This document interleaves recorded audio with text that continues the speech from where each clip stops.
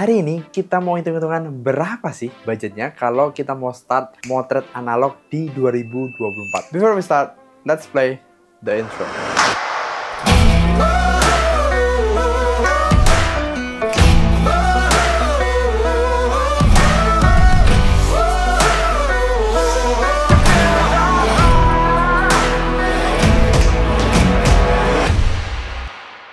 Halo guys, welcome back to my channel. Dimanapun kalian, feel free to take a seat, stand, or running. Kenalin, aku Jimmy Krisanto, a photographer or a content creator based in Surabaya, Indonesia. Nah, kenapa aku ngomongnya spesifik start di 2024? Karena harga itu bisa berubah over the year. Bisa aja raw filmnya naik, bisa aja raw filmnya turun, mungkin harga kameranya juga bisa lebih mahal, lebih murah gitu kan. Kita nggak ngerti karena inflasi, fluktuasi harga juga akan berubah. Tapi kan nggak perlu khawatir karena di 2024 ini harganya sudah cukup membaik. Jadi kalau kalian mau start di tahun ini, it's a very good decision. Nah, konten ini khususnya cocok untuk kalian yang baru mau mulai, yang mungkin udah tertarik, udah pernah nyoba, punya temen, atau udah pernah pakai kamera disposable and shooting with friends. Ini cocok banget. Nah, sebagai catatan, ini formatnya 35 mili ya. Jadi full frame yang cukup umum di pasaran, banyak dipakai oleh analog photographers. Oh ya, aku juga mau rekomen buat kalian yang baru mau start belajar fotografi ataupun basic dari analog ini, aku udah pernah bikin videonya, kan bisa cek di sebelah sini. Oke, karena di konten kali ini kita bakal hitung-hitungan, jadi nggak bakal lepas dari budget atau investasi yang perlu kita keluarin buat mulai. Kita akan bahas satu persatu dan aku bakal kasih pertimbangan juga dari saran dan suggestions yang aku udah kasih. Atau mungkin dari fotografer analog yang nonton konten ini udah motret beberapa lama, setahun, 2 tahun, 5 tahun, 10 tahun, boleh banget komen dan kasih saran buat newbie-newbie yang baru mau terjun. Bisa kasih saran nih, apa do's and don'ts, gimana caranya kita bisa ngehemat budget. Bisa komen di bawah. Kita build a community in this channel. It's a very nice thing. Alright, yang pertama-tama harus kita punya, harus kita beli adalah kameranya.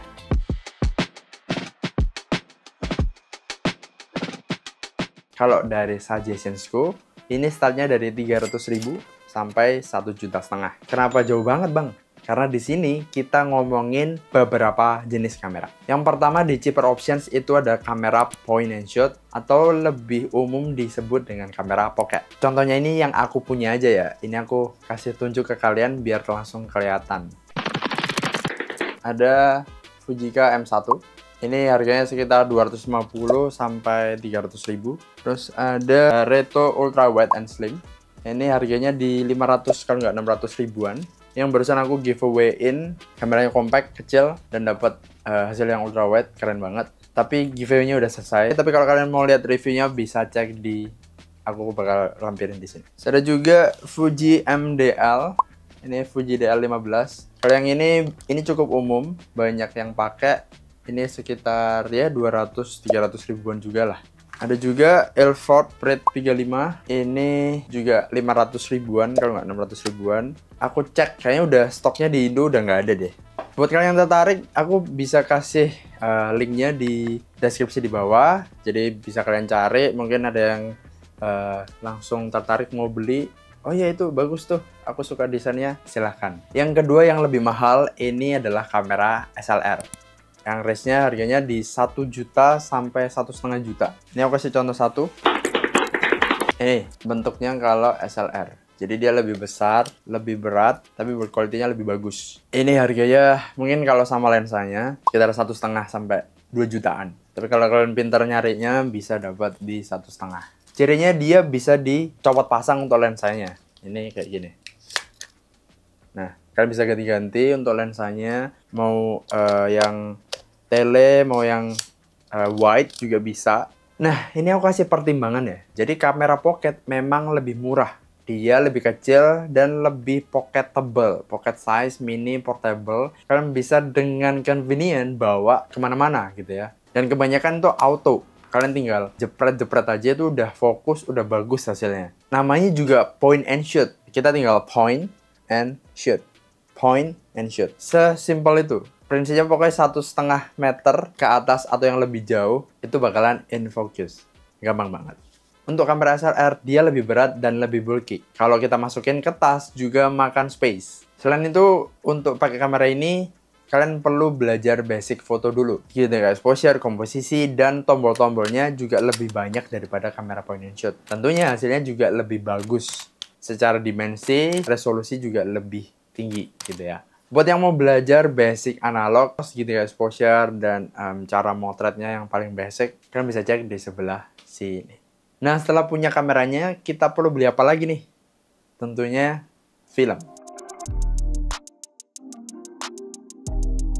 Film ini sebenarnya ada macam-macam, mulai dari yang color, black and white, yang harganya juga variatif. Ada yang paling murah di 100.000, sampai yang paling mahal ada yang 400.000, 500.000, sejuta pun juga ada. Gila memang, aku sendiri pun belum pernah coba yang sampai semahal itu. Paling mahal mungkin aku sekitar 200-300 ribu kayaknya ya. Tapi in this case kita ngomongin yang murah tapi yang ngasilin gambar juga decent. Nah, untuk sekarang kalau aku bisa rekomen film yang cocok untuk pemula dan cocok buat jadi film pertama kalian adalah Kodak Color Plus. Harganya sekarang di 140 ribuan. Film ini cocok untuk kamera pocket ataupun SLR. Dua-duanya compatible. Tapi ini terkhusus nih buat kalian yang milih untuk beli kamera SLR. Kalian bisa pakai cheaper optionsnya. Ada film yang murah tapi juga hasilnya oke. Namanya Piccolo. Kenapa aku bilang khusus untuk kamera SLR? Karena dia ada lapisan rem jetnya yang nggak aman buat kamera pocket. Untuk jelasnya tentang rem jet itu apa dan penggunaannya kayak gimana, kalian bisa cek di video yang sebelah sini. Baru setelah kalian udah pakai film tadi, kalian bisa lihat hasilnya. Dan baru bisa cobain film-film yang lainnya. Dari Kodak Line Up, ada Kodak Gold, Kodak Pro Image, dan dari Fuji, dan mungkin BW dari Ilford. Oke, kalau kita udah punya dua itu, kamera dan film, nextnya kita udah siap untuk motret. Fast forward, kita udah selesai motret. 36 exposure, udah kejepret. Waktunya kita devscan. Untuk harga devscan atau cuci film di Indonesia itu cukup murah. Rata-ratanya di 50.000 per roll. Itu udah harga cuci develop filmnya dan juga scan untuk kita bisa dapat file JPEG-nya yang kalian bisa save di galeri, bisa upload di Instagram ataupun di TikTok dimanapun.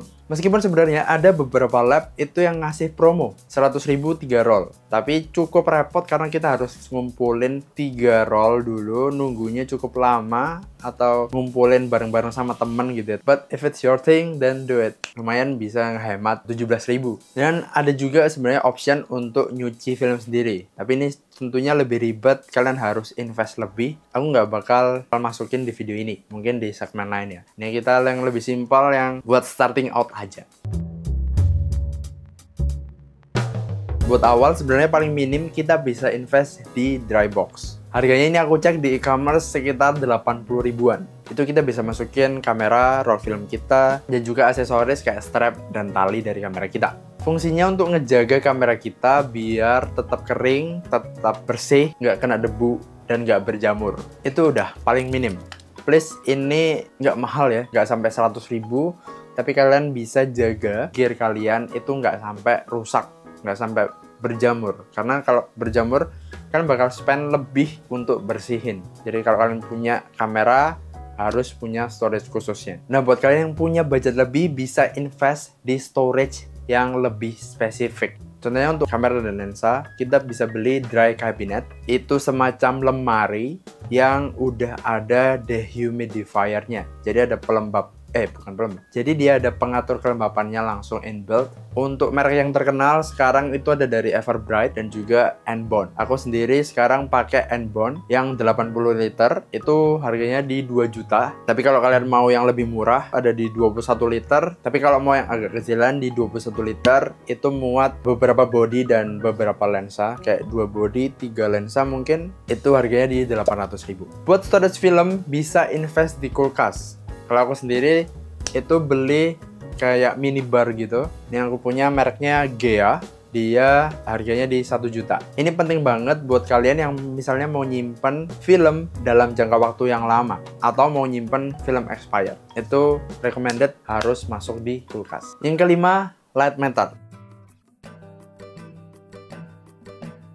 Light meter ini gratis. Kalian cukup pakai handphone aja. Nggak perlu beli light meter khusus yang kayak gini. Itu menurutku cukup overpriced untuk pemula gitu ya. Soalnya kalian profesional yang memang kerjaannya hidup dari motret pakai film, itu wajib banget harus beli. But kita baru starting out. Kalau kalian pengguna Android bisa download apps yang namanya Lightmeter. Kalau iOS kalian bisa pakai Lumu.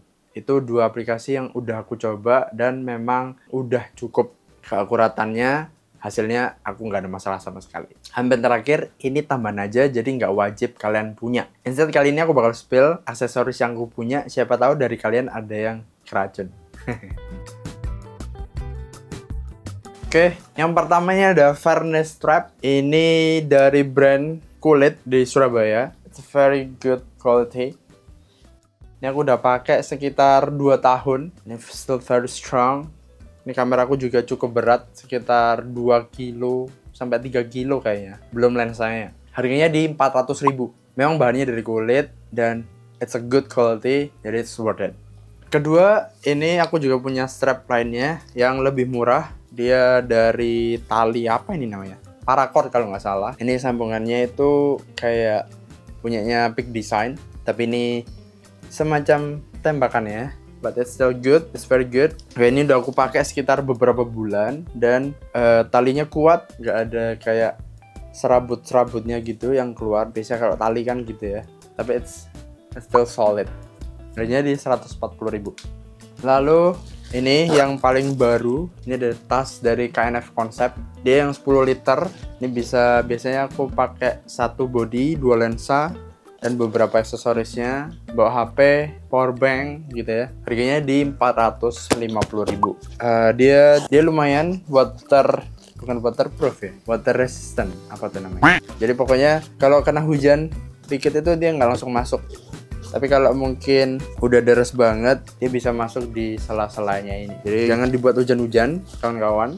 Ya, it's still a good bag. Nah, sekarang kita recap untuk semua barang tadi dan hitung-hitungannya. Berapa sih budget termurah untuk start motret pakai analog? Ini hitungannya. Kita ambil yang kamera pocket yang paling murah di 300.000. Film kita ambil Kodak Color Plus di 150.000. Depth scan kita ambil yang harga normalnya juga 50.000, dan storage kita beli yang dry box itu harganya di 80.000. Jadi totalnya kalau kita jumlah hasilnya di 580.000. Apakah ini terlalu murah atau terlalu mahal untuk kalian? Kalian yang decide. Tapi tentunya ini investasi pertama, kalian cukup beli itu sekali aja.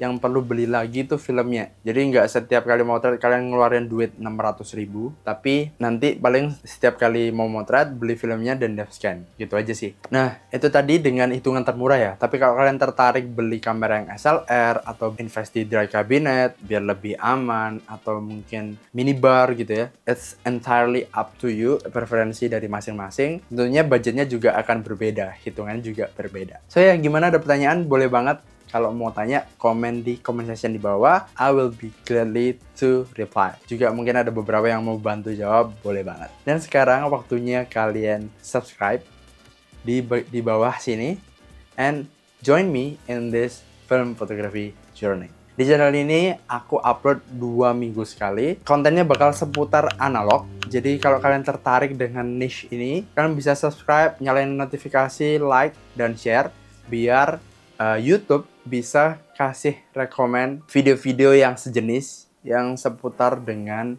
topik ini. Algoritma dari home kalian juga bakalan lebih bagus. Alright folks, see you in 2 weeks.